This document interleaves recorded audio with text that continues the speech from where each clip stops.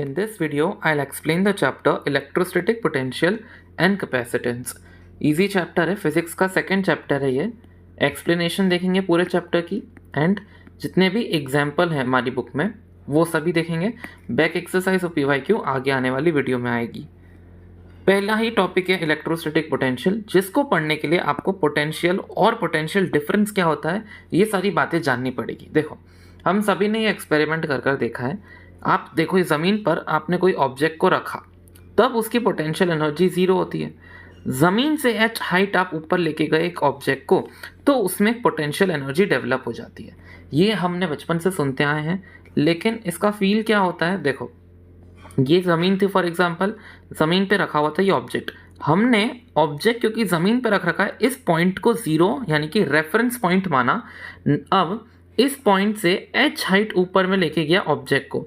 अब क्या हो रहा है, ग्रेविटी तो नीचे इस पे फोर्स लगा रही थी, ग्रेविटी उस पे नीचे लगा रही थी. जब आप इसको ऊपर खींच रहे थे ना, तो ग्रेविटी उस पर नीचे फोर्स लगा रही थी. हमने ग्रेविटेशनल फोर्स के अगेंस्ट जाकर अपना एक्सटर्नल फोर्स दिया और ऑब्जेक्ट को ऊपर बढ़ाया, तभी उसमें आई है आपकी पोटेंशियल एनर्जी. अब जैसे ही आपने अपना एक्सटर्नल फोर्स छोड़ोगे ना, तो वो धड़ाम से आकर नीचे गिर जाएगा. अब हमने उसके अंदर पोटेंशियल एनर्जी आ गई. ये कैसे बताया, हमने पहले लेट करा कि ज़मीन पे ज़ीरो थी और h हाइट ऊपर लेके गए ना हम उसको, तो उसमें समथिंग पोटेंशियल एनर्जी आ गई. वैसे ही हमको एक रेफरेंस लेना होता है फिर, और हम पोटेंशियल एनर्जी किसी एक पॉइंट की कहीं से भी निकाल सकते हैं. इस चैप्टर में जो आपका रेफरेंस होगा ना, वो इन्फिनिटी होगा. आप इन्फिनिटी से चीज़ें लेकर आओगे. नाउ अब पोटेंशियल डिफरेंस क्या होता है, समझ लो मैंने इन्फिनिटी से उठाकर एक पॉइंट ए यहाँ ला दिया, और फिर ये वाला जो पोटेंशियल होगा उसको मैं VA बोल सकता हूँ. पोटेंशियल को V से डिनोट करते हैं. इन्फिनिटी से उठाकर मैंने पॉइंट ए लाया, कहाँ पर, ये पॉजिटिव चार्ज की इलेक्ट्रिक फील्ड के अंदर. ये पॉजिटिव चार्ज है ना, इसकी एक इलेक्ट्रिक फील्ड है जिसके अंदर मैं अपने चार्ज को लेकर आया. वो चार्ज था Q0. समझ लो यहाँ पे पोटेंशियल डिफरेंस था VA का. अब मैंने क्या करा, कोई Q0 को उठाकर B पॉइंट पे लाकर रख दिया. B पॉइंट पे उसका पोटेंशियल है VB. ओके, अब यहाँ से लेके यहाँ तक ये जो A और B का पोटेंशियल का डिफरेंस होता है, उसी को हम पोटेंशियल डिफरेंस बोल सकते हैं. तो डेल्टा V यानी कि पोटेंशियल डिफरेंस हो जाएगा, हम इनिशियल और ये है फाइनल, तो फाइनल माइनस इनिशियल होगा, फाइनल माइनस इनिशियल, इस तरह से. ओके, अब यहाँ से उठा के यहाँ लेकर आया हूँ. अपने आप तो आया नहीं है, हमने करा इस चार्ज के ऊपर वर्क. ओके, वर्क काय पे किया, इस Q0 चार्ज के ऊपर. तो यही बराबर होता है आपके पोटेंशियल डिफरेंस का, जो मैंने यहाँ लिख दिया है. VB माइनस VA वो बराबर होगा उस वर्क के जो हमने यहाँ से उठा के यहाँ रखने में करा, डिवाइडेड बाय किस पे करा, Q0 पे करा. इस तरह से आप पोटेंशियल डिफरेंस फाइंड आउट कर सकते हो. अब आप भले ही A को उठा के B ऐसे लाए हो, ऐसे लेकर आए हो, कुछ भी करके लाए हो, अगर आपने A से लेके B लाए हो, ये पाथ पे डिपेंड नहीं करता. वो देखता है कहाँ था शुरुआत में, कहाँ पहुँच गया, एंड देन वो नॉर्मली आप फाइंड आउट कर सकते हो. पोटेंशियल डिफरेंस की यूनिट होती है वोल्ट, एंड ये एक स्केलर क्वांटिटी होती है. अब आते हैं इलेक्ट्रोस्टैटिक पोटेंशियल पे. इलेक्ट्रोस्टैटिक पोटेंशियल कुछ नहीं, अभी हमने यहाँ 2 पॉइंट्स का देखा ना, एक सिंगुलर पॉइंट का हम देखेंगे, और हम क्या करेंगे, इन्फिनिटी से चार्ज लेकर आएंगे B की तरफ. क्या कर रहे हैं, इन्फिनिटी से चार्ज ला रहे हैं B की तरफ, और देखेंगे हमको उसमें कितना पोटेंशियल डेवलप हो जाता है. नाउ पोटेंशियल कितना डेवलप हुआ, उसके लिए हम देखेंगे कि हमने कितना वर्क डन करा. यहाँ से उठा के चार्ज को यहाँ तक लाए हो, तो इस बीच रास्ते में मैंने कोई भी पॉइंट मान लिया, ये वाला. ओके, यहाँ पर मैंने dx लेंथ चली, मुझे क्या करना है, इन्फिनिटी से उठा के Q0 पे लाना है. Q0 भले ही R तक लेके आना है, लेकिन मैंने क्या करा कि ये जो जब तक चल रहा था ना, उसके बीच में एक छोटा सा एलिमेंट लेट कर लिया. अब एलिमेंट मिल जाएगा, मैं सबको जोड़ दूंगा आपस में, इंटीग्रेट कर दूंगा, तो मुझे पूरा होल वर्क डन मिल जाएगा. तो वर्क डन का फॉर्मूला नॉर्मली तो होता है फोर्स इनटू डिस्प्लेसमेंट. अब क्योंकि मुझे इंटीग्रेट करना है, स्मॉल वर्क डन लेना है, यानी कि स्मॉल वर्क डन के लिए dW इक्वल टू F, और डिस्प्लेसमेंट का भी हम कर देंगे डिफ्रेंशिएट, इस तरह से लिखते हैं स्मॉल डिफ्रेंशिएशन को. देन हमारा वर्क डन का फॉर्मूला है dW equals to F dot dx. Cos theta तो आता ही वर्क डन के फॉर्मूला में. अब देखो हम क्या कर रहे हैं, चार्ज ऐसा था, चार्ज को उठा के इस डायरेक्शन में ला रहे. पर ये जो पॉजिटिव चार्ज है वो चार्ज पे उल्टा फोर्स लगाएगा, है ना, अपना उस तरफ फोर्स लगाएगा, यानी कि फोर्स जो लग रहा है आपके क्या बोलते हैं चार्ज के ऊपर बाय द मेन चार्ज, ये मेन चार्ज जो फोर्स लगा रहा है चार्ज पे वो तो अवे है, हम लेकर आ रहे हैं टूवर्ड्स, यानी डिस्प्लेसमेंट हम इस डायरेक्शन में कर रहे हैं और फोर्स लग रहा है उल्टी डायरेक्शन में, यानी कि 180 डिग्री का एंगल बनेगा फोर्स और डिस्प्लेसमेंट में। थीटा की जगह आ गया 180 डिग्री। देन हमने दोनों साइड इंटीग्रेट करा। फोर्स कितना है Q और Q नॉट के बीच में, ऑफकोर्स फोर्स जो होता है K और Q और Q नॉट के बीच में वो होता है Q नॉट। अब हमने यहाँ पर जो बीच का डिस्टेंस लिया वो हमने x मान लिया, फॉर एग्जांपल x² dx कर दिया। देन नेगेटिव साइन जो है वो cos 180 के कारण है, cos 180 -1 होता है ना, उसके कारण माइनस का साइन आया है। अब इंटीग्रेट कहाँ से कहाँ तक करना है हमको, इन्फिनिटी से r पॉइंट, ये कहाँ तक लेके आना है r तक, इन्फिनिटी से r तक लाए हैं तो इन्फिनिटी से r तक हमको इंटीग्रेशन करनी है। x की ये जो तीन चीज़ें हैं ये कॉन्स्टेंट्स हैं, बाहर आ जाएंगी। x की पावर -2 को हमको इंटीग्रेट करना है, -1/x हो गया। एक बार इन्फिनिटी लगा, एक बार पहले अपर वैल्यू माइनस लोअर वैल्यू कर दी है ना, हमारी इंटीग्रेशन पूरी हो गई। हमारा अभी सिर्फ वर्क डन आया है, वर्क डन आया है Q not upon R equals to U। ये क्या है, मतलब देखो वर्क डन इतना आ गया ना, ये जो वर्क डन आपने करा है ना ये उसके अंदर पोटेंशियल एनर्जी बन के स्टोर हो जाता है।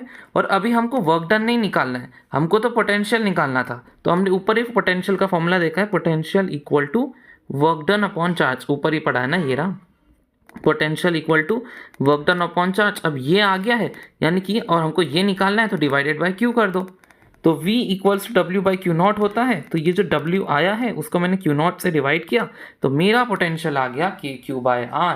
यानी कि सिंपल भाषा में बताऊं तो देखो ये एक समझ लो पॉजिटिव चार्ज है, यहाँ से मुझे कोई भी R डिस्टेंस पे यहाँ पर उसका पोटेंशियल निकालना है, तो वो क्या होगा, यहाँ पर समझ लो मैंने इसको पॉइंट A मान लिया, तो पोटेंशियल एट A हो जाएगा कि ये जो भी चार्ज है Q डिवाइडेड बाय जितना उसने डिस्टेंस है R।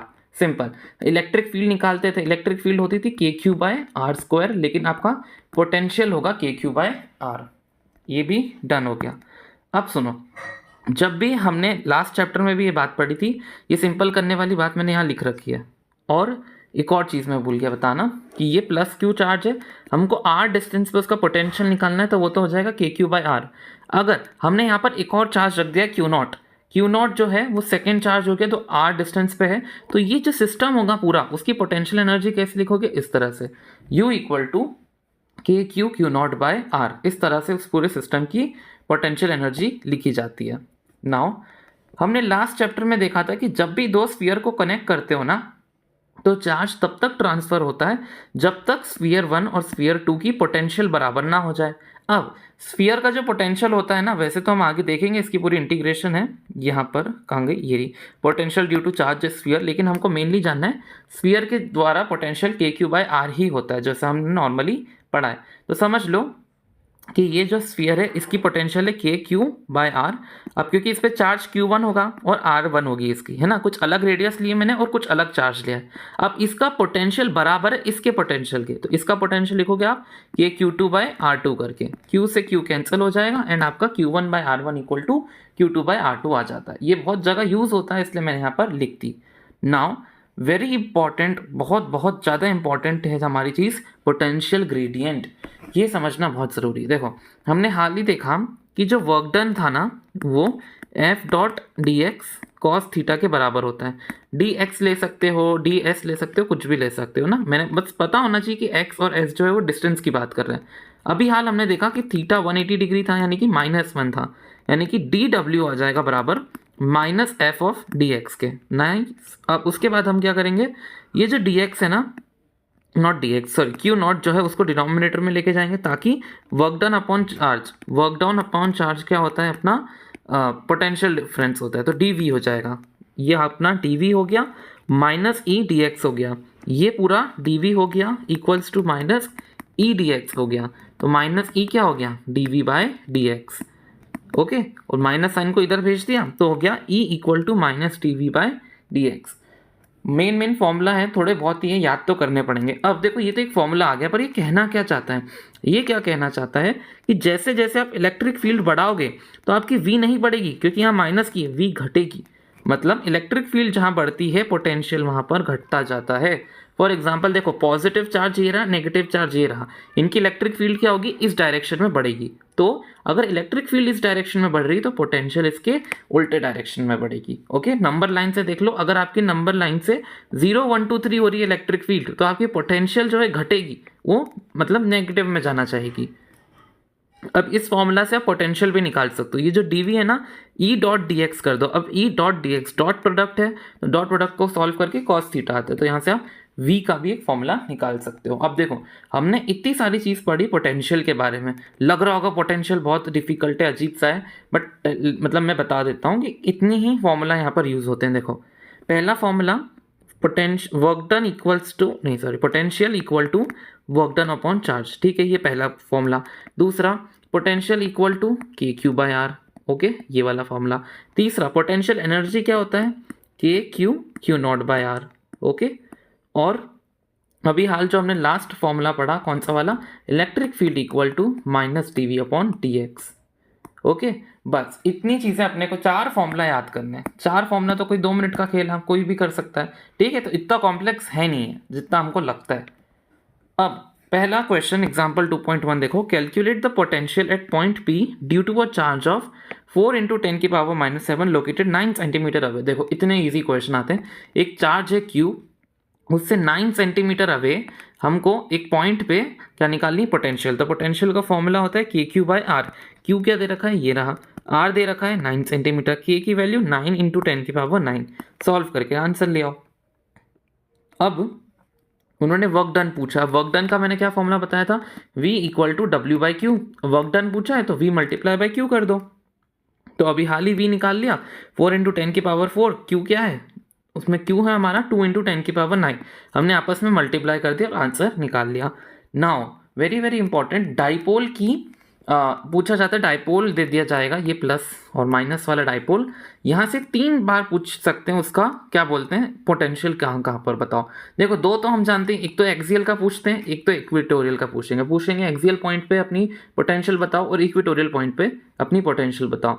कभी कभार वो क्या करते हैं, ना ही इक्वेटोरियल ना ही एक्सियल, कोई भी रैंडम पॉइंट दे सकते हैं, कोई भी रैंडम पॉइंट। जैसे कि ये मान लिया मैंने, तो यहाँ पे ये जो अपना डाइपोल होगा, ये कितनी अपनी पोटेंशियल वहाँ पर जनरेट कर रहा होगा।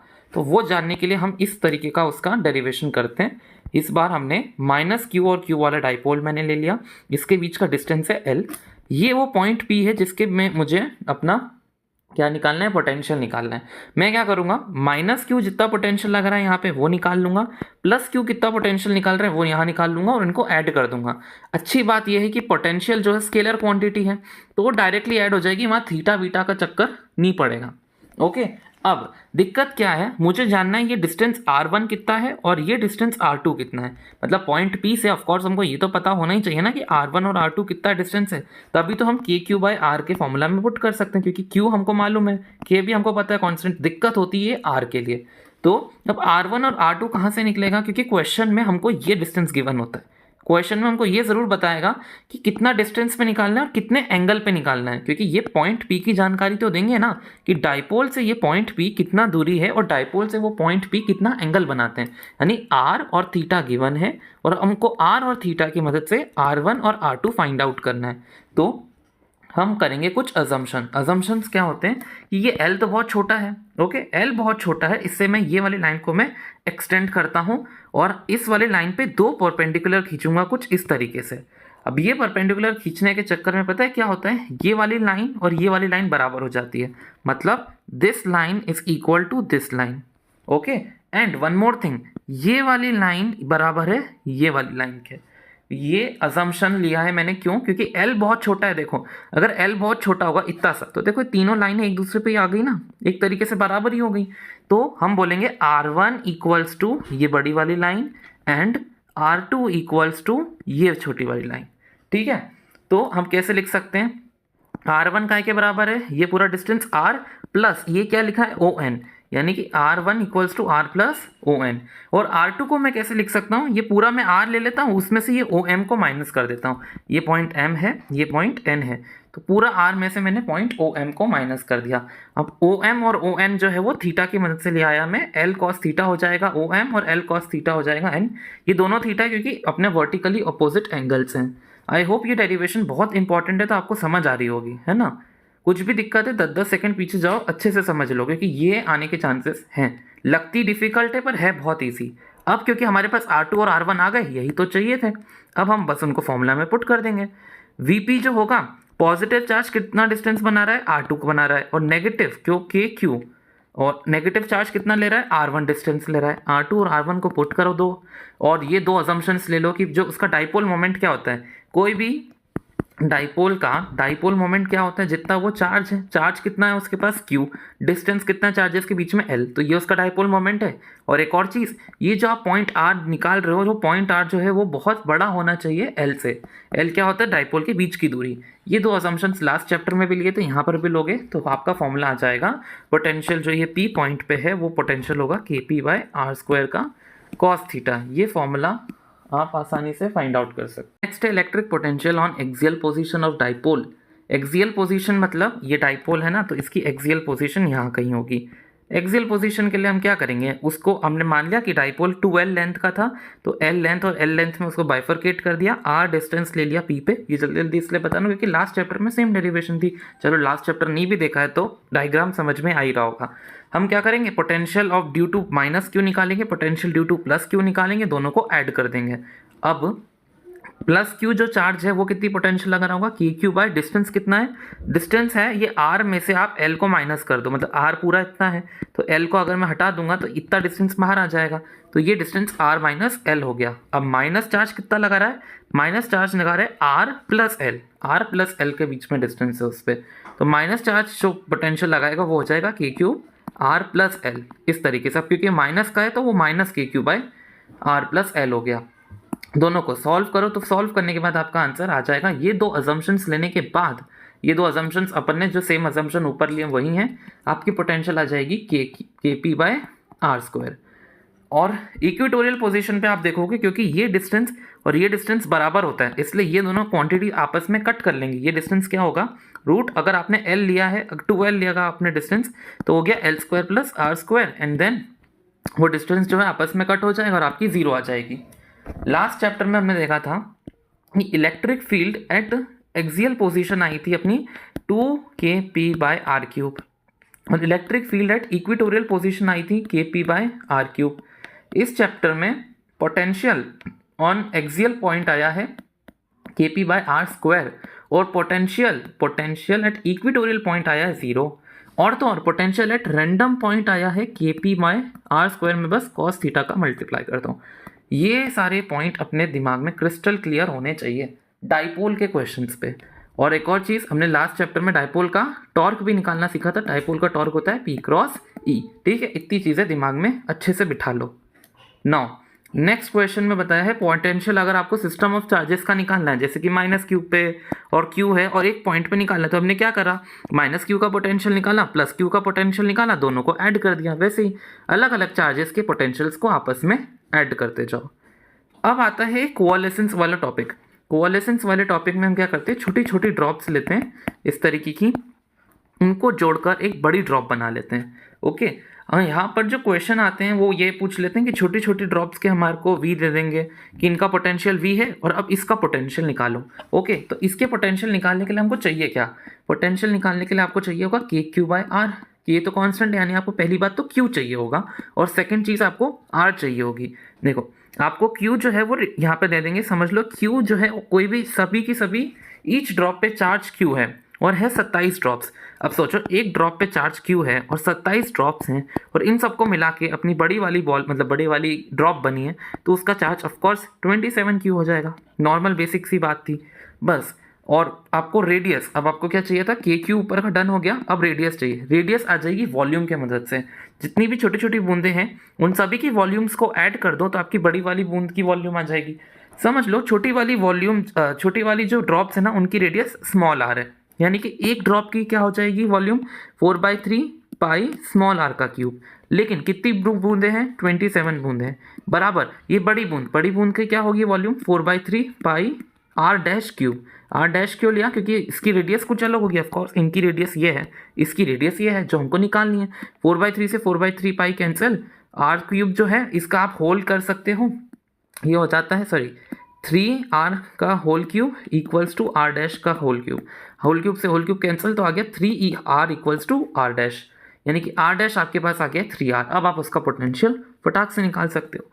नॉर्मल पोटेंशियल था v equals to K Q by are, और नया वाला जो पोटेंशियल होगा v डैश है के Q dash by R dash. Q dash है 27 क्यू, आर डैश है 3r।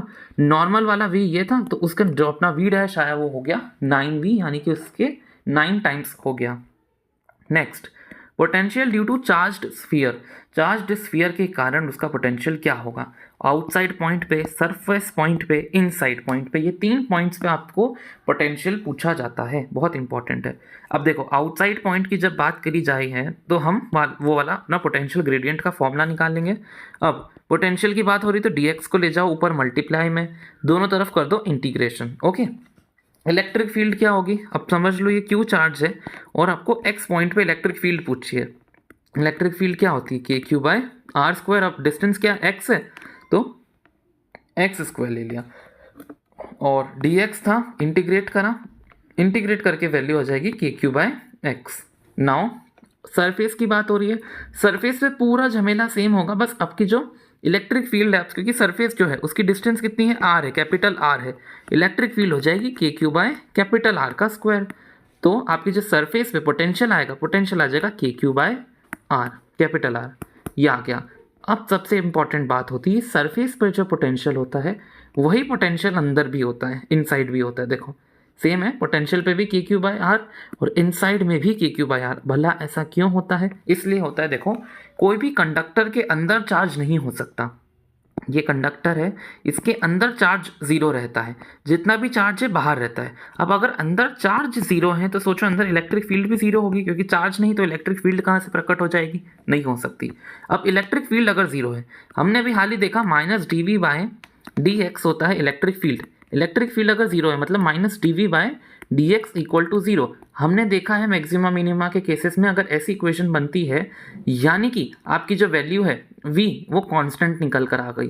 v जो है, क्योंकि उसका डिफरेंशिएशन आप कर रहे हो वो जीरो आ रहा है, मतलब v कांस्टेंट है, यानी कि सरफेस पर जो v है वही v अपना अंदर भी है। v कांस्टेंट है, मतलब पूरा सरफेस से लेके आप रेडियस तक चले जाओ तो v कांस्टेंट रहेगा, और बाहर देखो x के साथ वो इन्वर्स प्रोपोर्शनैलिटी बना लेगा। नेक्स्ट, ये क्वेश्चन लाखों करोड़ों बार पूछा जाता है, पूछा जाएगा, पूछते रहेंगे लोग। हमको कुछ कुछ पॉइंट्स दे देते हैं वो लोग, इलेक्ट्रिक फील्ड दे देते हैं वो लोग, और पोटेंशियल डिफरेंस पूछा जाता है। पोटेंशियल डिफरेंस निकालने का फॉर्मूला भी हाल ही हमने देखा, अगर E बराबर है d v by d x के तो V बराबर हो जाएगा E डॉट डी एक्स। अब E डॉट डी एक्स है, यानी कि V equals to E dot मतलब E का मैग्नीट्यूड डी एक्स का मैग्नीट्यूड कॉस थीटा। ओके, ये आ गया। थीटा किसके इसके बीच का एंगल है? E और डी एक्स के बीच का। इलेक्ट्रिक फील्ड की वैल्यू दी रखी है 300 न्यूटन पर कूलम। अब फॉर्मूला के हिसाब से अगर आपको पोटेंशियल वी बी ए निकालना है तो बी पॉइंट ये रहा, ए पॉइंट ये रहा, इन दोनों के बीच का डिस्प्लेसमेंट ये हो गया। नाउ हमको क्या क्या लगता है? v equals to minus e d r cos theta होता है। ओके, इलेक्ट्रिक फील्ड क्वेश्चन में गिवन है। डी आर क्या हो गया? ये डिस्प्लेसमेंट कॉस थीटा, देखो ई और डी आर के बीच में डी आर ये है, इलेक्ट्रिक फील्ड इधर है 90, कॉस 90 क्या होता है? जीरो, यानी कि डायरेक्टली इसका पोटेंशियल तो जीरो आ गया।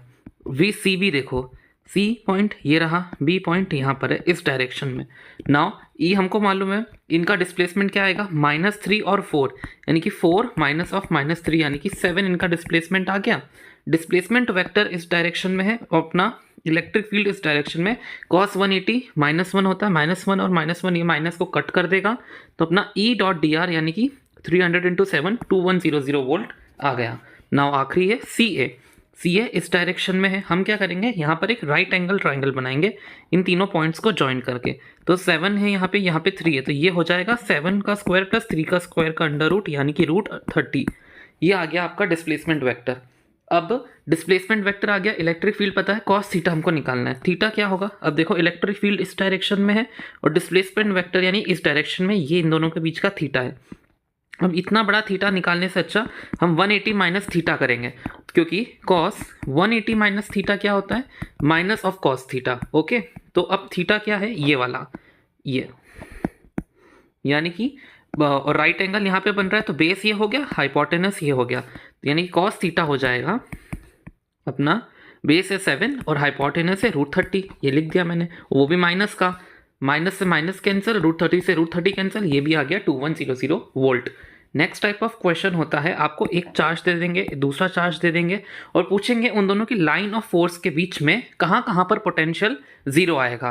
तो हम क्या करेंगे, -2 जो चार्ज होगा ना, यानी कि जो भी मतलब 3 है इसका मैग्नीट्यूड और इसका मैग्नीट्यूड है 2, जिसका छोटा मैग्नीट्यूड है हमेशा उसके आसपास ही पोटेंशियल जीरो होता है। मैंने एक पॉइंट ले लिया ए और एक पॉइंट ले लिया बी, जहाँ जहाँ पर मुझे लगता है पोटेंशियल जीरो होना चाहिए। समझ लो, इस पॉइंट से ए पॉइंट है x दूरी पर और b पॉइंट है y दूरी पर।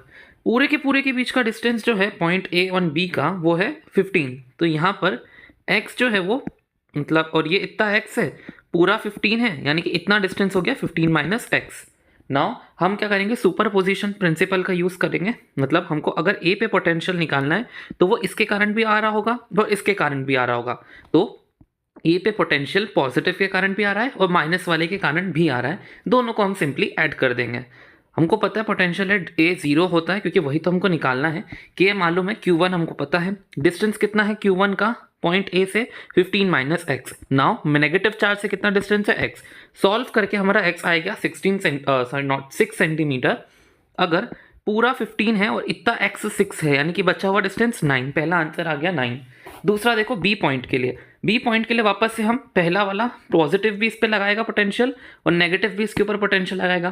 पॉजिटिव की डिस्टेंस कितना है, पॉजिटिव का डिस्टेंस है बी पॉइंट से हमारा पूरा मतलब 15 और प्लस y, पूरा का पूरा 15 प्लस y, और नेगेटिव से तो सिर्फ डिस्टेंस y है। यहाँ से हम y का भी सॉल्व कर लेंगे, y आएगा 30 सेंटीमीटर्स। अगर ये पूरा 15 है और y 30 सेंटीमीटर है, यानी कि आपका ये आएगा आंसर 45। दोनों को ऐड कर दो 15 प्लस 30 करके। इजी क्वेश्चन होते हैं, बहुत ज़्यादा बार पूछे भी जाते हैं। नेक्स्ट है एग्जाम्पल 2.3। पहले हमको पोटेंशियल डिफरेंसेस के साइन बताने हैं। अब देखो, पॉजिटिव की इलेक्ट्रिक फील्ड इधर जाती है, यानी कि इसका पोटेंशियल इस डायरेक्शन में बढ़ेगा, P का पोटेंशियल ज़्यादा होगा, Q का कम होगा।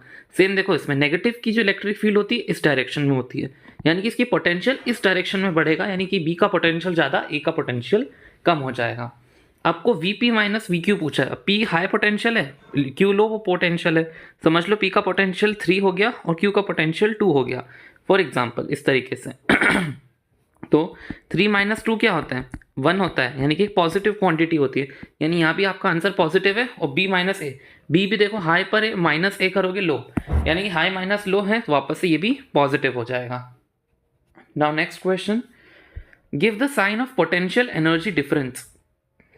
पोटेंशियल एनर्जी क्या होता है, U, उसका डिफरेंस यानी कि डेल्टा U, किसका, एक नेगेटिव चार्ज का जो Q टू P जा रहा है, Q टू P। इस तरीके से आप लिखोगे डेल्टा U इक्वल्स टू, अब डेल्टा U QP की वैल्यू होगी UQ minus UP। Okay, now U आप कैसे लिख सकते हो, हमने अभी हाल देखा पोटेंशियल इक्वल टू होता है वर्क डन अपॉन चार्ज, यानी कि पोटेंशियल बराबर है वर्क डन को आप क्या करते हो, वर्क डन जितना हम वर्क करेंगे उसके पोटेंशियल के रूप में ही तो स्टोर होता है, यानी कि U बाई Q।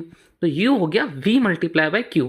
अब मैं क्या करूँगा, दोनों के लिए हम ये U को इससे रिप्लेस कर देंगे, क्योंकि U बराबर हो जाएगा V मल्टीप्लाई बाई Q करके। Nice, now not nice, next बोलना चाह रहा था। हाँ, नेक्स्ट स्टेप में हम क्या करेंगे, U को हम यहाँ पर पुट कर देंगे। अब चार्ज बोला गया नेगेटिव चार्ज, तो पॉजिटिव चार्ज नहीं लिखेंगे, नेगेटिव चार्ज लिखेंगे। तो हमारी स्टेप क्या थी, UQ minus UP, negative Q VQ हो जाएगा minus of negative Q VP हो जाएगा, माइनस माइनस प्लस हो जाएगा, तो negative Q VQ plus Q VP, Q common ले लो तो हो गया VP माइनस VQ। और अभी हाल देखा VP माइनस VQ पॉजिटिव है, Q का मल्टीप्लाई आप उसमें करोगे तो ओवरऑल वैल्यू भी पॉजिटिव आएगी। ये आपने करा, वैसे ही आप AB का भी खुद से निकाल सकते हो, वैसे ही सेम टू सेम स्टेप से देखो, कुछ भी चेंज नहीं है, वो भी पॉजिटिव आएगा। C पार्ट देखो, हमको साइन बताना है इलेक्ट्रिक फील्ड का वर्क डन, जो आप अगर एक चार्ज पॉजिटिव चार्ज मूव कर रहे हो Q टू P पे, ठीक है, एक पॉजिटिव चार्ज है Q से लेके P तक ला रहे हो आप उसको, मतलब dx की डायरेक्शन ये है, इलेक्ट्रिक फील्ड उस पर इस तरफ फोर्स लगाएगी, फोर्स का डायरेक्शन ये है, वर्क डन होता है F dx cos theta, theta आप देख लो 180 डिग्री बन रहा है, यानी कि माइनस ऑफ 1 हो गया, और माइनस का मल्टीप्लाई इसके साथ, यानी पूरी वैल्यू नेगेटिव आएगी। नेक्स्ट आपसे पूछा है D पार्ट में, एक्सटर्नल एजेंसी का वर्क डन निकालना है आपको जब negative charge B to A लेके आते हो। एक नेगेटिव चार्ज है B से लेके A आ रहे हो, dx इसका डिस्प्लेसमेंट हो गया, एक्सटर्नल एजेंसी भी इसे इधर ही फोर्स लगाएगी, क्योंकि वही तो इसको यहाँ पर लेकर आ रही है। तो फोर्स होता है क्या होता है force not force, work done होता है F dot d x cos theta. Theta अपना 0 है यानी कि पॉजिटिव हो जाएगा, यानी ओवरऑल वैल्यू पॉजिटिव आएगी। लास्ट ई पार्ट में बोला है क्या काइनेटिक एनर्जी नेगेटिव चार्ज की बढ़ेगी या डिक्रीज होगी जब आप बी से ए लेके आओगे। बी टू ए अगर आप नेगेटिव चार्ज लेके आओगे तो ऑफकोर्स पहले जो बी पे रिपल्शन था और ए पे जो रिपल्शन है, ए पे रिपल्शन बढ़ेगा। रिपल्शन बढ़ने के कारण काइनेटिक एनर्जी हमेशा घटती है यानी कि डिक्रीज हो जाएगी। ये रहा ई पार्ट। अब आता है इक्विपोटेंशियल सरफेस। इक्विपोटेंशियल सरफेस का क्या मतलब होता है, कोई भी पॉइंट समझ लो, ये एक पॉइंट है जिसका पोटेंशियल है 2, है ना। ऐसे ही एक और पॉइंट मैंने ढूंढा जिसका पोटेंशियल भी था 2। ऐसे बहुत सारे पॉइंट्स मैंने देखे जिनके सेम पोटेंशियल थे। मैंने क्या कर दिया, उसको कनेक्ट कर दिया, एक सरफेस बना दी, तो वो कहलाती है इक्विपोटेंशियल सरफेस। यानी कि उस सरफेस के हर एक पॉइंट की वैल्यू 2 आएगी जिसका आप पोटेंशियल निकालोगे। कैसे निकालते थे, तो मैंने क्या करा, एक पॉजिटिव चार्ज लिया कुछ इस प्रकार से। अब समझ लो ये इसकी डिस्टेंस है r। अब पॉजिटिव चार्ज से r डिस्टेंस पे उसका पोटेंशियल क्या होता है, k/r, है ना। तो ये भी आ रहा है, ये भी आ रहा है, ये भी आ रहा है, ये भी आ रहा है, हर जगह आर आ रहा है, मतलब यहाँ सभी जगह पोटेंशियल सेम होगा। तो मैंने क्या करा, सबको जोड़ के एक इक्वी पोटेंशियल सरफेस, एक सर्कुलर सरफेस बना दी, यानी कि ये इसकी इक्वी पोटेंशियल सरफेस बन गई। यही होता है a surface having same potential through out. अब ये जो इक्वी पोटेंशियल सरफेस होती है ना, इस पर आपको एक चार्ज मूव कराना है ना, तो कोई वर्क डन नहीं लगेगा। क्यों, देखो हमने वर्क डन का फॉर्मूला पढ़ा है, डेल्टा वी बराबर होता है work done by charge. Okay, अब डेल्टा वी क्या है, समझ लो आपने ये वाली पोटेंशियल का मैग्नीट्यूड था 2, अब 2 से उठा के आप यहाँ पे लेके आए हो इक्वी पोटेंशियल। अब क्योंकि वहाँ पे इक्वी पोटेंशियल है यानी कि इसकी भी वैल्यू 2 ही होगी, तो डेल्टा वी हो गया 2 - 2 equal to work done upon charge. 2 - 2 0, अब 0 में क्यू का मल्टीप्लाई कर दोगे तो भी 0, यानी वर्क डन आ जाता है आपका 0। नाउ ये पॉइंट हो गया। अगला, इक्वी पोटेंशियल सरफेस के इलेक्ट्रिक फील्ड परपेंडिकुलर होती है। आप देख ही सकते हो ये पॉजिटिव चार्ज की इलेक्ट्रिक फील्ड जा रही है, ये उसकी इक्वी पोटेंशियल सरफेस है, तो देखो परपेंडिकुलर है। अगला, इक्वी पोटेंशियल सरफेस क्लोजर होती है जहाँ पे इलेक्ट्रिक फील्ड स्ट्रांग हो। देखो पॉजिटिव चार्ज के पास में फील्ड ज़्यादा स्ट्रांग होती है क्योंकि डेंस फील्ड होती है, तो वहाँ पर देखो इलेक्ट्रिक पोटेंशियल सरफेस जो है वो भी डेंस है। दूर जाते जाते वो रेयर होती जाती हैं, तो वहाँ पर भी वो देखो दूर दूर हो गई हैं। अगला है कि कोई भी इक्वी पोटेंशियल सरफेस इंटरसेक्ट नहीं करती। इंपॉर्टेंट पॉइंट है, जैसे इलेक्ट्रिक फील्ड लाइन इंटरसेक्ट नहीं करती, मैग्नेटिक फील्ड लाइन इंटरसेक्ट नहीं करती, वैसे इक्वी पोटेंशियल सरफेस की इंटरसेक्ट नहीं करेगी।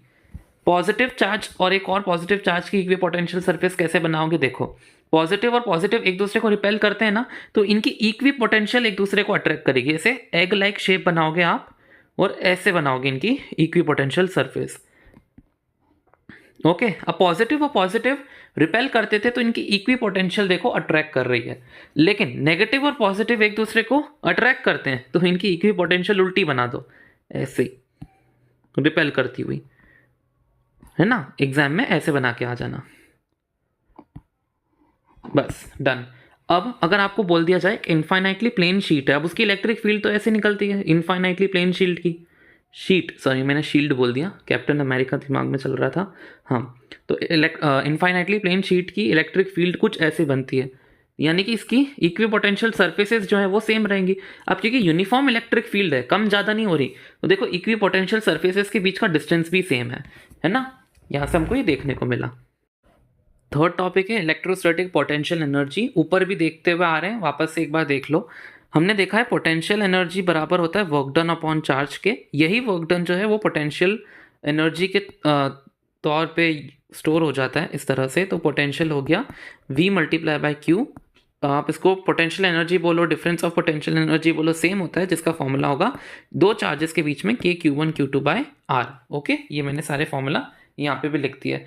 अब पोटेंशियल एनर्जी का रियल सेंस में मीनिंग ये होता है, समझ लो ये Q1 चार्ज मैंने यहाँ रखा है R डिस्टेंस पे Q2 चार्ज के, तो मैंने क्या करा कि Q2 को इन्फिनिटी से उठा के लाया यहाँ रखा, और Q1 को भी इन्फिनिटी से उठा के लाया यहाँ पे रखा। ये सब करने में मेरे को जितना वर्क करना पड़ा वही आपकी पोटेंशियल एनर्जी कहलाती है। अब अगर मेरे को, ये तो दो चार्ज के बीच में हो गया, तीन चार्ज दे रखे हो Q1 Q2 Q3, तो क्या करना होगा, पेयर बनाने होंगे, जैसे कि Q1 Q2 का पेयर, Q2 Q3 का पेयर और Q3 Q1 का पेयर। इन तीनों के पेयर्स को बनाकर ऐड कर दो। अब तीन चार्ज हो गए, अब चार चार्ज पे आते हैं। चार चार्ज वाला क्वेश्चन हमारी बुक ने खुद नहीं दे दिया, तो चार चार्ज में कितने पेयर बनेंगे, पहला, दूसरा, तीसरा, चौथा, पांचवा और छठा, है ना, ये 6 पेयर बनेंगे।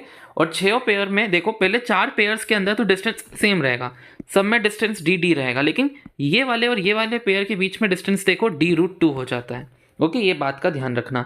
अब क्या करना, नॉर्मली सबके पोटेंशियल्स को मैं ऐड कर दूंगा, पोटेंशियल एनर्जी सॉरी, तो आपकी नेट पोटेंशियल एनर्जी निकल कर आ गई इस प्रकार से। ये हो गया ए पार्ट। बी पार्ट क्वेश्चन का बोलता है आपको सेंटर पे Q0 चार्ज को लेकर आना है, तो मुझे कितना पोटेंशियल उस पर वर्क करना पड़ेगा। तो देखो हम देख लेंगे कि यहाँ पर आपको निकालनी पोटेंशियल एनर्जी, तो पोटेंशियल एनर्जी निकालने के लिए क्या करो, पोटेंशियल निकाल लो यहाँ का और Q0 चार्ज से मल्टीप्लाई करो, तो यहाँ का पोटेंशियल निकालते हैं। ये देखो समझ लो ये डिस्टेंस है x, तो ये डिस्टेंस भी x हो जाएगा, ये भी x और ये भी x। पॉजिटिव q यहाँ पर पोटेंशियल बनाएगा के क्यू बाय एक्स करके, और नेगेटिव क्यू बनाएगा नेगेटिव के क्यू बाय एक्स। दोनों आपस में कट हो जाएंगे, वैसे ही ये वाला नेगेटिव भी ये वाले पॉजिटिव से कट हो जाएगा, पोटेंशियल ही जीरो आ गया। अब u equal to v q होता है, पोटेंशियल ही जीरो आ गया, तो u इक्वल टू जीरो हो गया। Potential energy of system of charges देखो, अब हमने क्या करा था, दो चार्जेस को जब हमने सिंपली ऐसे रख रखा था r डिस्टेंस पे, तो इनकी पोटेंशियल एनर्जी आई थी k q1 q2 bye r। अब हमने क्या करा, यहाँ पर इलेक्ट्रिक फील्ड अप्लाई कर दी, इस तरीके से इलेक्ट्रिक फील्ड डाल दी। इलेक्ट्रिक फील्ड डालने के कारण क्या होगा, यहाँ पर पोटेंशियल आ गए होंगे V1 और V2, तो अब इसकी पोटेंशियल एनर्जी ये नहीं रहेगी, अब इसकी पोटेंशियल एनर्जी हो जाएगी V1 Q1, जो Q1 पे पोटेंशियल है मल्टीप्लाई प्लस V2 पे जो पोटेंशियल है उसको Q2 से मल्टीप्लाई कर दो, प्लस ये जो एनर्जी ना उसको भी ऐड कर दो, ये बन जाएगी उसकी नई पोटेंशियल एनर्जी, तब जब आप एक्सटर्नल फील्ड भी अप्लाई करते हो। उसी का एक क्वेश्चन हमारे 2.5 एग्जाम्पल में भी लिखा हुआ है। हमको क्या करना है, 7 माइक्रो कूलम दे रखा है और -2 माइक्रो कूलम दे रखा है, -9 और +9 सेंटीमीटर्स के डिस्टेंस पे। इनकी पहले सिंपल कुछ भी इलेक्ट्रोस्टैटिक, अभी इलेक्ट्रिक फील्ड नहीं है, सिंपल यहाँ पे रखा है, बीच का डिस्टेंस ये रखा है -9 और 9 यानी कि 18, इस तरह से होएगा 9 माइनस ऑफ -9 18। तो ये करके हमने सभी वैल्यू पुट करके उसकी पोटेंशियल एनर्जी निकाल ली, -0.7 जूल। अगला बी पार्ट में पूछा है कितनी एनर्जी दूं कि ये सेपरेट हो जाए। मैंने सिखाया है पोटेंशियल एनर्जी होती है कितनी एनर्जी देके हमने इनको रखा, हमने -0.7 जूल एनर्जी दी, तब जाके इनको इन्फिनिटी से यहाँ रख लिया। अगर मैं +0.7 एनर्जी उतनी ही एनर्जी वापस दे दूं तो ये वापस से उठ के इन्फिनिटी पे चले जाएंगे। जितनी एनर्जी देके बुलाया उतनी एनर्जी दे दो, वापस से अपनी जगह पे पहुंच जाएंगे, यानी कि उतनी ही एनर्जी इनको दे दो प्लस में, उनका मैग्नीट्यूड बदल कर। अब सी पार्ट में उन्होंने बोला यही वाला जो है चार्ज का सिस्टम है, बस आपने एक्सटर्नल इलेक्ट्रिक फील्ड दे दी, कौन सी, एक्सटर्नल इलेक्ट्रिक फील्ड है 9 × 10⁵ बाय r²। अब फॉर्मूला लगेगा ये वाला। अब फॉर्मूला में देखो इलेक्ट्रिक फील्ड नहीं लगती, पोटेंशियल लगता है। इलेक्ट्रिक फील्ड से पोटेंशियल कैसे निकलेगा, इलेक्ट्रिक फील्ड होती है -dV/dr, v चाहिए तो v निकालने के लिए क्या करो, dv हो जाएगा e ×dr, दोनों तरफ इंटीग्रेशन कर दो, यानी कि v = e integration of dr कर देंगे। अब dr r² नीचे है तो r -2 का इंटीग्रेशन 1/r हो जाएगा, यानी कि आपकी इलेक्ट्रिक फील्ड पोटेंशियल आ जाएगी ये वाली।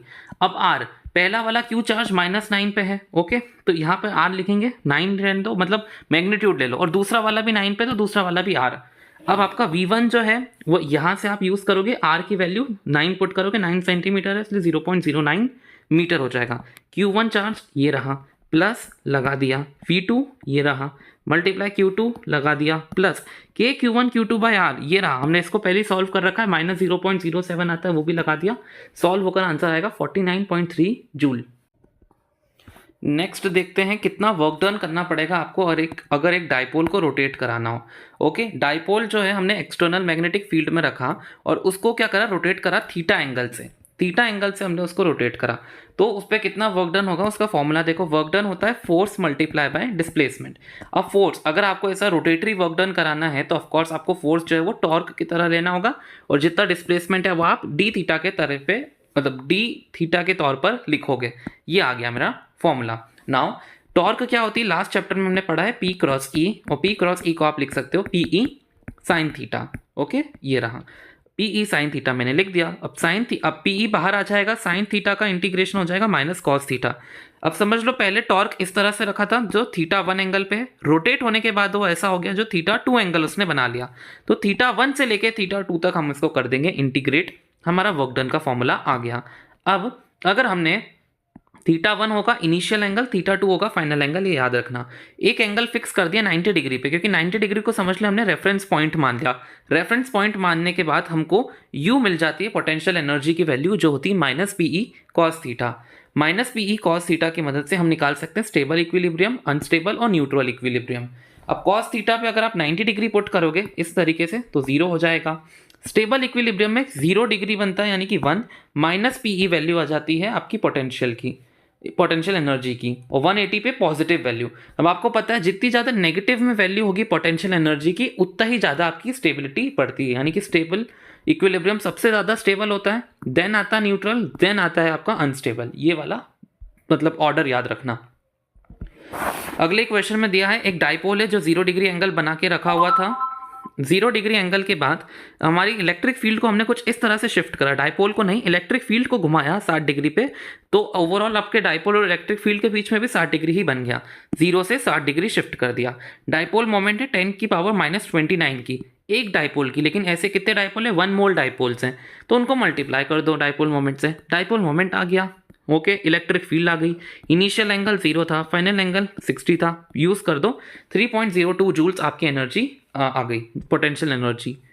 नेक्स्ट है इलेक्ट्रोस्टैटिक्स ऑफ अ कंडक्टर।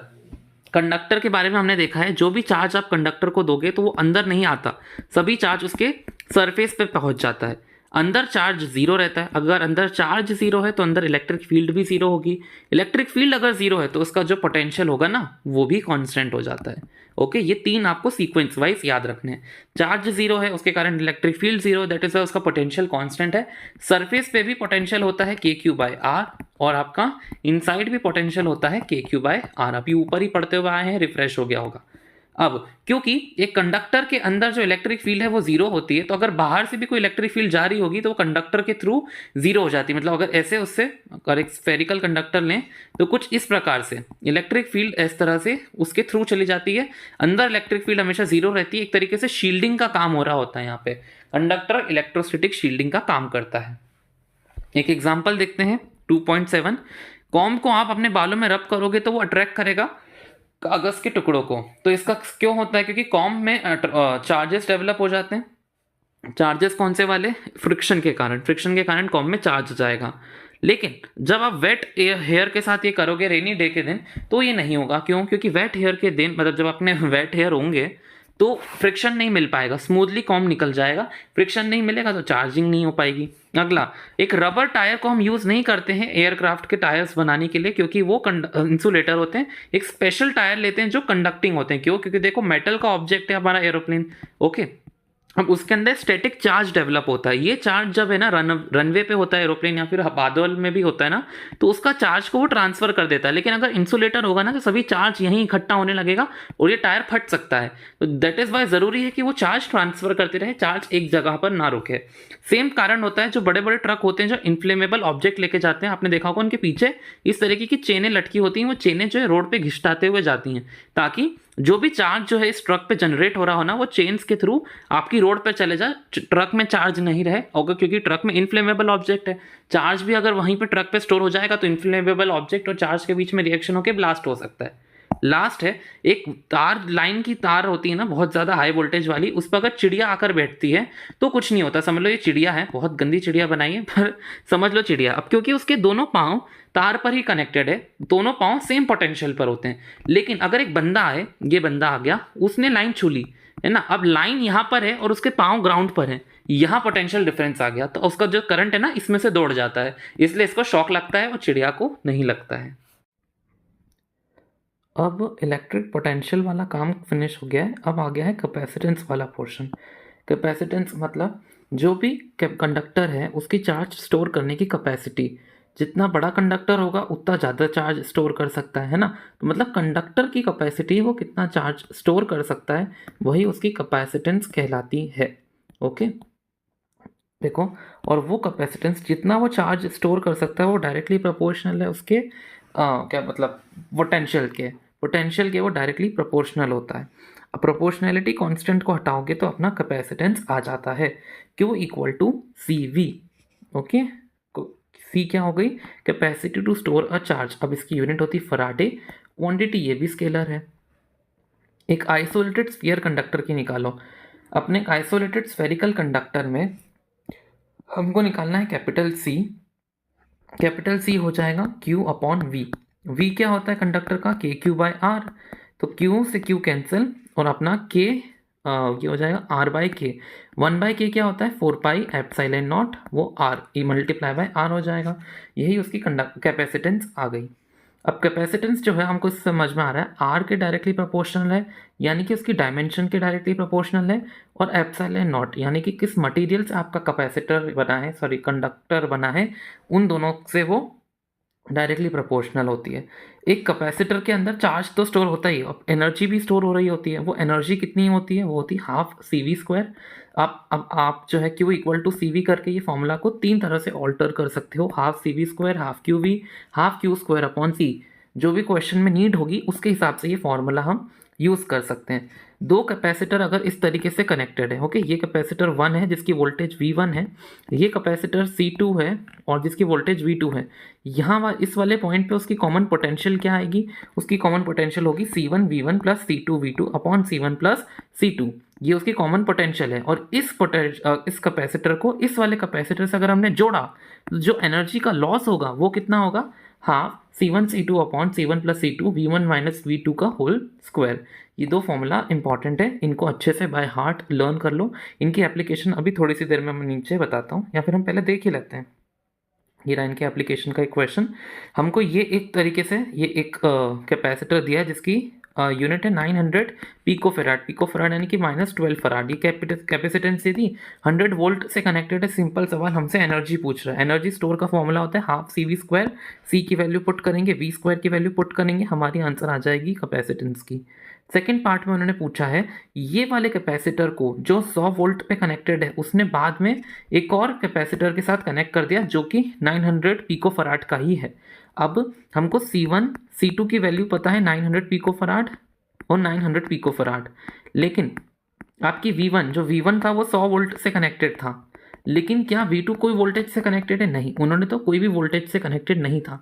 तो ये सारी C1 C2 और V1 V2 की वैल्यू को आप पुट करोगे तो आपकी एनर्जी डिफरेंस आ जाएगा जो होगा 2.25 इंटू 10⁻⁻6 जूल। अब आते हैं हम हमारे पैरेलल प्लेट कैपेसिटर पे। हमने अभी एक स्फेरिकल कैपेसिटर की कैपेसिटेंस निकाली, अब हम निकालेंगे एक पैरेलल प्लेट कैपेसिटर की कैपेसिटेंस। कैपेसिटेंस निकालने के लिए हमको चाहिए पड़ेगा Q बाय वी। वी का पता करने के लिए हमको चाहिए E डॉट डी आर, और वी के लिए हमको चाहिए इलेक्ट्रिक फील्ड। अब एक पैरेलल प्लेट होती है तो उसकी इलेक्ट्रिक फील्ड होती है सिग्मा बाई 2 एप्सिलॉन नॉट। अब क्योंकि यहाँ पर दो प्लेट्स हैं तो दोनों प्लेट्स के ऐड हो जाएंगी, यानी कि सिग्मा बाय एप्सिलॉन नॉट हो गई इलेक्ट्रिक फील्ड। ये इलेक्ट्रिक फील्ड आप यहाँ पे पुट कर दो। डिस्टेंस क्या है फील्ड्स के बीच, प्लेट्स के बीच में? D। हमने डिस्टेंस भी पुट कर दिया। डिस्टेंस पुट करने के बाद ये आ गई आपकी V की वैल्यू। अब सिग्मा क्या होता है? सिग्मा होता है चार्ज अपॉन एरिया, जितने एरिया में वो चार्ज डिस्ट्रीब्यूटेड है। ये सारी चीज़ें अब आप V के फॉर्म में पुट कर दो। V पे पुट करोगे तो आपकी कैपेसिटेंस की वैल्यू आएगी epsilon nought A by D। ये होती पैरेलल प्लेट कैपेसिटर की कैपेसिटेंस। एनर्जी डेंसिटी, यहाँ पर जो एनर्जी है वो कितनी उसकी डेंसिटी होती है वो हमको फाइंड करना होगा। तो उसका फॉर्मूला हो गया half epsilon not electric field का स्क्वायर। जितनी भी इलेक्ट्रिक फील्ड यहाँ जनरेट हुई है और जो भी यहाँ पे मीडियम है उसका एप्सिलॉन नॉट आप लिख सकते हो। डाई इलेक्ट्रिक्स देखने वाले अब आखिरी टॉपिक है और बहुत ही इजी टॉपिक है। डाई इलेक्ट्रिक का मतलब होता है इंसुलेटर। अभी तक हमने कंडक्टर्स के बारे में देखा, अब देखो इंसुलेटर क्या होते हैं। इंसुलेटर के ना ये मैंने अलग अलग मॉलिक्यूल्स ले रखे हैं, plus minus plus minus plus minus, okay. जैसे ही ये एटम्स या फिर मॉलिक्यूल्स पे मैं एक्सटर्नल इलेक्ट्रिक फील्ड अप्लाई करता हूँ, ये एक्सटर्नल है, आउटसाइड इलेक्ट्रिक फील्ड है, तो उसके हिसाब से ये मॉलिक्यूल अपने आप को अरेंज कर लेते हैं। देखो ये एक्सटर्नल फील्ड थी, उसके हिसाब से ये plus minus plus minus plus minus कुछ इस तरह से अरेंज हो गए। फील्ड की तरफ प्लस चार्ज और फील्ड के अगेंस्ट माइनस चार्ज। ध्यान से देखो तो मैं एक तरीके से कह सकता हूँ कि यहाँ पर माइनस चार्ज की अक्यूमुलेशन हो गई है और एक तरफ पॉजिटिव चार्ज की अक्यूमुलेशन हो गई है। मतलब पॉजिटिव से लेकर नेगेटिव तक एक इंटरनल फील्ड या फिर इंड्यूस्ड फील्ड आ गई है, ओके। जो किसके कारण आई है? आउटसाइड फील्ड के कारण। मतलब अगर आपको नेट फील्ड लिखना हो, इंटरनल जो इंड्यूस्ड फील्ड है ना उसके मैग्नीट्यूड इतना ज़्यादा नहीं होगा, थोड़ी नाजुक सी फील्ड होती है वो। तो नेट फील्ड होगी outside field minus induced field. और ये जो हो जाता है ना कि माइनस प्लस हो गए एक तरीके से, इसी को ही पोलराइजेशन बोलते हैं। Polarization of dielectric is when it develop net dipole external net dipole movement due to external field. एक तरह से देखो माइनस से लेकर प्लस, इस तरीके से यहाँ पर एक डाइपोल मोमेंट भी जनरेट हो गया है और तो और एक इंड्यूस्ड इलेक्ट्रिक फील्ड भी जनरेट हो गई है। मतलब ये इलेक्ट्रिक पोलराइज हो गया है। पोलराइजेशन डेंसिटी मतलब कितने डाइपोल्स आप जनरेट करा पाए कितने वॉल्यूम में। Okay, dipole moment upon volume, dipole moment यानी Q D upon A D, D से D cancel, Q upon A होता है अपना सिग्मा यानी कि surface charge density, surface charge density due to induced, ये आपकी पोलराइजेशन डेंसिटी होती है। इलेक्ट्रिकल ससेप्टिबिलिटी मतलब ये जो टाइप अपना क्या बोलते हैं डाई इलेक्ट्रिक है, इसने खुद ने कितनी कोशिश करी है पोलराइज होने की। तो जितनी ज़्यादा आउटसाइड इलेक्ट्रिक फील्ड होगी उतनी ही ज़्यादा पोलराइजेशन होगी, ये तो हमको पता है। इलेक्ट्रिक फील्ड आउटसाइड जितनी लगेगी उतनी ज़्यादा अच्छी तरीके से ये पोलराइज होगा, ये डायरेक्टली प्रोपोर्शनल है। इस प्रोपोर्शनैलिटी कांस्टेंट को हटाने के लिए आपका एप्सिलॉन नॉट और अपना इलेक्ट्रिकल ससेप्टिबिलिटी आता है। तो इस तरीके से आप ससेप्टिबिलिटी का फॉर्मूला जो है वो निकाल सकते हो। जो ई और एप्सिलॉन नॉट है वो डिनोमिनेटर में भेज दो तो वो ई एप्सिलॉन नॉट हो जाते हैं। काई ई जो है इसको बोला जाता है, इसका एक और फॉर्मूला होता है dielectric constant equal to 1 plus chi e. Capacitors को अगर आपने सीरीज कॉम्बिनेशन में ऐड करा तो ये ऐसा बना लेते हैं जैसा रेजिस्टेंस को हम पैरेलल कॉम्बिनेशन में ऐड करते थे, क्योंकि हम जानते हैं सीरीज कॉम्बिनेशन में पोटेंशियल डिवाइड होता है और करंट सेम रहता है। पोटेंशियल डिवाइड होगा तो V1 plus V2 plus V3 हो गया, Q equal to c v होता है तो V क्या हो गया Q अपॉन सी, Q तीनों में सेम है, C बदल गया तो C नेट इक्वल टू ये Q कॉमन आ जाएगा, Q से Q कैंसिल, ये वाला फॉर्मूला हमारे पास ऑब्टेन हो जाता है। पैरेलल कैपेसिटर्स में क्या होगा, पैरेलल में देखो रेजिस्टेंस की सीरीज वाला फॉर्मूला बन जाता है, क्योंकि पैरेलल में करंट डिवाइड होता है, पोटेंशियल सेम रहता है, तीनों ही जगह पर पोटेंशियल सेम होगा लेकिन करंट जो है वो बट कर जाएगा। हमने पढ़ा है करंट इलेक्ट्रिसिटी में, वैसे अगला चैप्टर वो आएगा लेकिन नहीं भी पता हो तो 10th में हमने पढ़ा ही होता है ये सब। क्यू नेट जो है हम Q1 Q2 Q3 जो चीज़ डिवाइड होती है ना उसको लिखते हैं। Q equal to c v होता है, C हमको निकालना है, V तीनों का सेम है तो V कैंसिल हो जाएगा कॉमन होकर, और आपको जो C नेट है उसकी फॉर्मूला इस तरह से बन गया। अब हम क्या करेंगे, कैपेसिटर के अंदर बीच में एक डाई इलेक्ट्रिक को घुसा देंगे, यानी कि एक इंसुलेटर को मैंने रख दिया एक पैरेलल प्लेट कैपेसिटर के बीच में। अब समझ लो ये इंसुलेटर ने वो उसकी थिकनेस थी T और इसके पूरा डिस्टेंस D था, पूरा जो कैपेसिटर का डिस्टेंस था वो था D और अपना इंसुलेटर की थिकनेस थी T, तो बची हुई जगह हो गई D माइनस T। अब अगर आपको इसकी ओवरऑल जो नई कैपेसिटेंस आई है वो निकालना हो तो कैसे निकलेगी, कैपेसिटेंस होता है Q अपॉन V, सारा केएलएस V का है, हमको V निकालनी है। अब देखो V होता है E डॉट डी आर, है ना, E डॉट डी आर। इतने एरिया में इलेक्ट्रिक फील्ड अलग है, इतने एरिया में इलेक्ट्रिक फील्ड अलग है। ये वाले एरिया में तो जो नॉर्मल अपना कैपेसिटर फील्ड लगाता है वही है, लेकिन ये एरिया में नेट फील्ड आ जाती है। जैसे जहाँ पर भी डाई इलेक्ट्रिक आता है हमने देखा है वहाँ पे नेट फील्ड का कॉन्सेप्ट यूज़ होता है, और जहाँ इलेक्ट्रिक फील्ड नॉर्मली जा रही है वो तो हम नॉर्मली लिखेंगे। तो नॉर्मल इलेक्ट्रिक फील्ड आउटसाइड वाली जो इलेक्ट्रिक फील्ड है वो कितने एरिया में जा रही है, D माइनस टी में, और नेट इलेक्ट्रिक फील्ड कितने पे पास हो रही है, T थिकनेस पे। नॉर्मल इलेक्ट्रिक फील्ड जो है दो कैपेसिटर्स की वो होती है सिग्मा बाई एप्सिलॉन नॉट, और ई नेट जो होती है वो होती है sigma by k. Okay, sigma epsilon not by के इस तरीके से होती है। यहाँ पर एरिया भी आएगा, यहाँ पर मैं एरिया लिखना भूल गया, ठीक है अब सही है।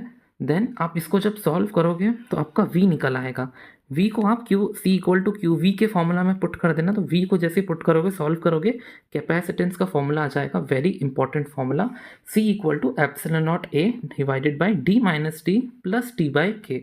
ओके, इसके अलग अलग यूजेस होते हैं। पहला, अगर ये आपने इंसुलेटर नहीं, ये तो इंसुलेटर है, डाई इलेक्ट्रिक का मतलब होता है इंसुलेटर, आपने इंसुलेटर की जगह कंडक्टर डाल दिया तो कंडक्टर का क्या होता है, के वैल्यू इन्फिनिटी होती है, यानी कि ये वैल्यू 0 हो जाएगी, सिर्फ और सिर्फ आपकी कंडक्टेंस इतनी आएगी जो कि मैंने लिख दी। अगला, ये जो है इंसुलेटर मैंने पूरा T थिकनेस तक फिल कर दिया होता, पूरा इतना फिल कर दिया होता तो जो है वो जो T है वही D बन जाएगा। ऑलराइट, ये जो T है वो D बन गया तो ये तो 0 हो गई, एंड ये जो है वो D बन गया और K ऊपर चला जाता है तो E A K upon D हो गया, नहीं सॉरी एप्सिलॉन नॉट हो गया। देन आपने ये जो डाई इलेक्ट्रिक है वो तब डाला जब वो अभी भी बैटरी से कनेक्टेड हो। समझ लो ये कैपेसिटर है, ये बैटरी से कनेक्टेड है, तब आपने डाई इलेक्ट्रिक डाला। बैटरी से कनेक्ट होने के कारण उसकी इलेक्ट्रिक फील्ड और वोल्टेज कांस्टेंट रहेगा। पोटेंशियल एनर्जी में के का मल्टीप्लिकेशन हो जाएगा, चार्ज में भी के का मल्टीप्लिकेशन हो गया, और अपनी कैपेसिटेंस तो के टाइम्स देखो बढ़ ही जाती है, कैपेसिटेंस के टाइम्स बढ़ जाती है। नाउ आपने डाई इलेक्ट्रिक कब डाला, जैसे कि ये बैटरी से, आपने ये बैटरी से कनेक्ट करा था कैपेसिटर, कैपेसिटर चार्ज हो गया, ओके। अब आपने बैटरी हटा दी, अब आपने उसके अंदर डाई इलेक्ट्रिक डाला, तब क्या होगा, चार्ज जो रहेगा ना वो कांस्टेंट रहेगा, बाकी चीज़ों में अंतर आएगा।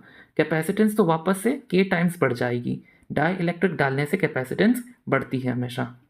बाकी चीज़ों में देखो, बाकी चीज़ डिवाइड हो जाएंगी के टाइम्स, ऑल राइट, जैसे कि इलेक्ट्रिक फील्ड, पोटेंशियल और पोटेंशियल एनर्जी। एक एनसीईआरटी में एक एग्जांपल है, उन्होंने बोला कि पहले एक नॉर्मल कैपेसिटर लिया था, पैरेलल प्लेट, जिसकी कैपेसिटेंस होती है epsilon nought a by d. Then उसमें एक डाई इलेक्ट्रिक डाला जिसकी थिकनेस है 3/4D। तो अब उसकी कैपेसिटेंस में क्या फ़र्क पड़ेगा, तो हमने देखा है कैपेसिटेंस जो नहीं होगी उसको इस फॉर्मूला से निकालोगे, टी की जगह आप 3/4D लग दो और उसको सॉल्व करो, तो आपका नया कैपेसिटेंस आ जाएगा। इन दोनों को जब हमने रिलेट करा सी और सी डैश को, तो ये रिलेशन आया कि सी डैश जो है वो 4k/k+3 टाइम्स ऑफ सी से रिलेटेड है। इस तरीके से आपका आंसर आ गया। नेक्स्ट क्वेश्चन में एग्जाम्पल 2.9 में हमको ये इस तरीके का सर्किट दिया है, कितना इजी सर्किट है। पहले क्वेश्चन में हमको सी नेट पूछा है, यहाँ और यहाँ पर अपना पोटेंशियल कनेक्ट हो रहा है, यहाँ पे पोटेंशियल ए है, यहाँ पे बी है। अब इधर पोटेंशियल अगर ए है तो यहाँ पर पोटेंशियल डिवाइड हुआ है, यहाँ पे पोटेंशियल डिवाइड हुआ है, यहाँ पे इधर पोटेंशियल सेम है, यानी कि यहाँ पर ए और ए ही पहुँचेगा, एंड यहाँ पर समझ लो बी था। चलो अगर इतना नहीं भी जानना, समझ लो यहाँ पर बैटरी लगी है, ठीक है। तो ये जो है इस तरीके से जुड़ा है, ये तीनों आपस में सीरीज में है, और फिर इनकी जो नेट निकल कर आएगी वो इसके पैरेलल में। तो कैपेसिटर्स को अगर मेरे को सीरीज में जोड़ना है तो 10 10 10 30 नहीं होगा, ये रेजिस्टेंस की तरह, मतलब पैरेलल रेजिस्टेंस वाला फॉर्मूला लगेगा, इसको आप 10/3 कर दो, क्योंकि सेम रेजिस्टर है।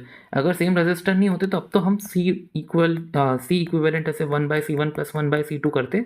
ये हमने शॉर्ट ट्रिक देखी है, जब रेजिस्टेंस कैपेसिटेंस अगर सेम हो या फिर रेजिस्टेंसेस भी अगर सेम हो तो जितनी भी होती है डिवाइडेड बाय वो कर दो, तो आपकी 10/3 आ गई। यहाँ पर 10 थी, अब 10/3 और 10 पैरेलल में है, कैपेसिटेंस पैरेलल में डायरेक्टली ऐड हो जाती हैं, आप ऐड कर दो, 40/3 आ गई, 13.3 माइक्रोफेराड इसकी वैल्यू है। बी पार्ट में पूछा है हर कैपेसिटेंस से क्या चार्ज फ्लो हो रहा होगा। अब आप जानते हो चार्ज जो है C1 C2 और C3 में सेम फ्लो हो रहा होगा, क्यों, क्योंकि ये तीनों डायरेक्टली कनेक्टेड है, डायरेक्टली कनेक्टेड नहीं, सीरीज में कनेक्टेड है। तो अगर आपको इन C1 C2 और C3 का चार्ज निकालना है तो Q = CV करो। इन तीनों की नेट कैपेसिटेंस आई थी कितनी, 10/3 आई थी, 10/3 यहाँ पुट कर दो, वोल्टेज 500 का दिया है, चार्ज आपके पास आ गया। ये 1 2 और 3 कैपेसिटेंस का आपने चार्ज निकाल दिया। इस वाले C4 का चार्ज निकालना है तो इसको आप नॉर्मली लिख दो, कैपेसिटेंस कितनी है इसकी 10 है, इस पर 500 वोल्ट का आपने वोल्टेज अप्लाई करा है, तो आपकी अपनी जो कैपेसिटेंस है वो आ जाएगी 5000 माइक्रो कुलम। कैपेसिटेंस नहीं, चार्ज जो उसने स्टोर कर रखा है या फिर चार्ज जो उसके ऊपर जनरेट होगा वो हो गया 5000 माइक्रो कुलम। ये इस चैप्टर का लास्ट एग्जाम्पल था। एग्जाम्पल 9.10 जो था वो मैंने पहले ही करा दिया था क्योंकि वो ईजी था। इसी के साथ ये चैप्टर ख़त्म होता है। नोट्स की लिंक आपको डिस्क्रिप्शन बॉक्स में मिल जाएगी। आई होप आपको ये चैप्टर समझ में आया हो, एंड अगर आया हो तो चैनल को सब्सक्राइब कर दो और लाइक कर दो, और नेक्स्ट चैप्टर की वीडियो बहुत जल्दी आएगी। Thank you so much for watching, have a good day.